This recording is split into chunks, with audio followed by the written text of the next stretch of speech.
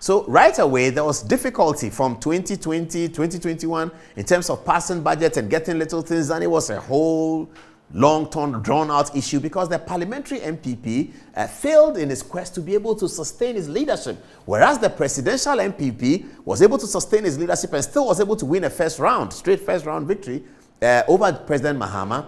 And the parliamentary NPP were not able to do so. It didn't happen. Okay, so then came the coup de grace itself, the nail in the coffin. On the 9th of 7 January, we were all in Parliament. I was there, everyone was there, and it was a big issue. The Speaker was to be elected. It was obvious that the MPP should be able to cast a vote of 138 for the selected Speaker, and that the candidate for the NDC of Mr. Sumanu Kingsford Bagbin should be ending up with 137 on a logical even keel. On a logical even keel, the MPP should be able to get 138, and the NDC will get 137. The MPP would have elected a Speaker. Some members of the MPP cast a vote for the NDC candidate. I'm not sure whether they knew what they were doing to the party, their party, to the country, because the MPP had won the presidency already, so they were going to be in the executive government, and you were a member of the MPP, and you knew these circumstances, and they went in there and they cast a ballot for Sumanu Kingsford Bagbin. And then the Speaker's position, if you like, flipped. And then Mr. Bagbin became Speaker, the NDC Speaker. And Speaker is the controller of Parliament. He decides what Parliament can discuss and what Parliament cannot discuss. When you file a motion, as we are seeing now, the Speaker must admit the motion. The Speaker does not admit the motion, that's the end of the motion. And an ordinary member of Parliament cannot bring a motion that way unless 2/3 of Parliament insist that this is the motion we are bringing and the Speaker will do it. You hardly get 2/3 of Parliament on one side. So the MPP went in and sort of shot themselves in the foot. After losing significant ground to the NDC in parliamentary politics, parliamentary elections of 2020, they again shot themselves in the foot by some of their members, 2 or 3 of them, being completely affected by the whole Michael Quay situation. One cannot tell how much you can be affected by a speaker's personality. That is your party speaker. You have such a close context in Parliament, 138, 137, and then you decide to elect the speaker, Sumanu Kingsford Bagbin, to teach somebody a lesson. Whose lesson are you teaching? You're teaching lesson to the nation and all of that. The difficulties we have had in this situation is also because of the split parliament. That's what it is. That's really part of it. And the split parliament is also not giving us even what we want. Yawin Sako has a post. Keep an eye on it. Yawin Sako's post, I'll be picking it up. So this is what happened. This is the situation this is part of the Ofori Atta problem. Then he thought about bringing in E-Levy. And E-Levy was to have been passed in November 2021. It took about 6 months for E-Levy to be passed. In the meantime, other revenue mobilizations, smaller revenue mobilizations like the road toll and all of that had been taken out. E-Levy could not be passed. It could not even be passed in the form that it was originally designed. So you have all sorts of things, so the E-Levy is eventually passed in a certain way. It doesn't generate the revenue. If E-Levy was passed from day one, without all of that, Ofori Atta was expecting to generate 6 billion of revenue. That's why he was confident that he didn't need the IMF. And at that time, the dollar situation was better. If E-Levy had succeeded, this would have been different. But there were those who were focused that E-Levy should not succeed. Not so much that they thought that it was bringing Ghanaians hardship, but really they thought that it was a political misfortune for them if E-Levy succeeds. The political opponent succeeds with E-Levy, I don't succeed, so I derail it. So that's the kind of situation that we had here.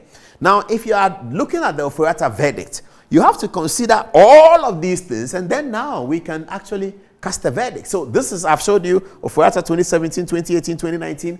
Then I've showed you also Kwame Pianim's video about critical of Ofori Atta. I've showed you the IMF situation. And now we have described the political situation of the MPP, the whole MPP political situation. That is also part of the Ofori Atta problem. Those 2 members of parliament who went on that night and voted against Michael Quay so that the speaker will be elsewhere, they have questions to answer to themselves. We don't know them. It was a secret ballot, so we don't know them.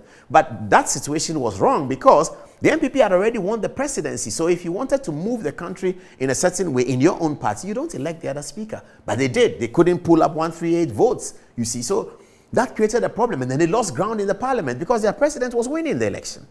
Okay, so all of this put together, there's also the personality of Ofori Atta. And people are concerned that this whole issue is not really about performance or non-performance. It's really about his personality. But you have to understand that we have to be tolerant of people's disposition. Ofori Atta is different. I mean, those of us who were reporters when his father was a politician, they are very similar. So if you're a reporter those days, you go to Joseph Ofori Atta and you want to interview him, and I'm talking about Ofori Atta and his contemporaries. J.A. Kufuor was his contemporary. Janice Selby Addison, all of them were his contemporaries. So if you go to interview him and you see him, he'll just come and say, young man, you're a journalist from where? Joy FM. What would you like to know? And he'll sit with you and give you the answers, and that's it. That's how he is, and that's how Ken too is. For politicians and politics, we want people who are louder, those of us who shout a lot, talk. So I give you another example. My good friend, may he rest in peace, Kwame Amakotufo. You go to Amakotufos house to go and interview him at this Legon, and every journalist really enjoyed going to Amakotufos house. He sees you and says, "Namo Ghana journalist, no, and Tronkwa, Namo Church, Obede, Omifie." That's how he is. And that's politician. You go to Akufo's house to interview, you have a lot more to talk about. Joseph Ofori Atta is, he comes as a gentleman, what would you like to ask me? And then he will give you the answer. He has to give you a document. He'll tell you that he's not ready, his driver will bring it, and his driver will bring it to you in an envelope marked. That's how Joseph Ofori Atta was. So that's how Ken is. And the modern politicians expect a guy who is talking to everybody, and he's not like that.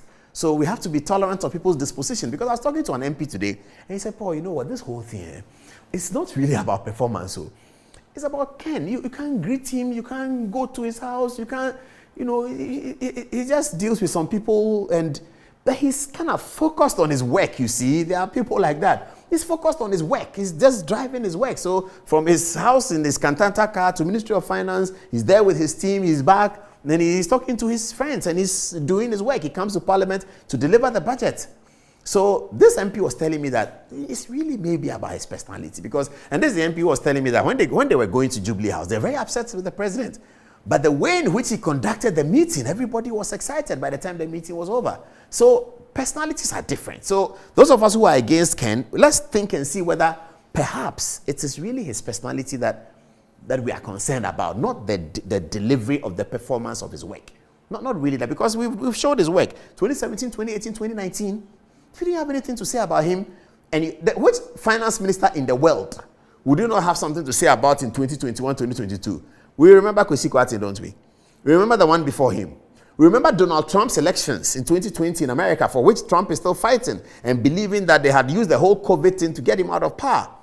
And we're looking at Joe Biden and the criticism that he got in 2021 about the American economy. We're looking at the UK economy, we're looking at the German economy. Angela Merkel and his people, they left and they are still being blasted and criticized. So which finance minister in the world can you pick in 2021 and say that this is plaudits? You can't find, because the whole world is going through a global recession.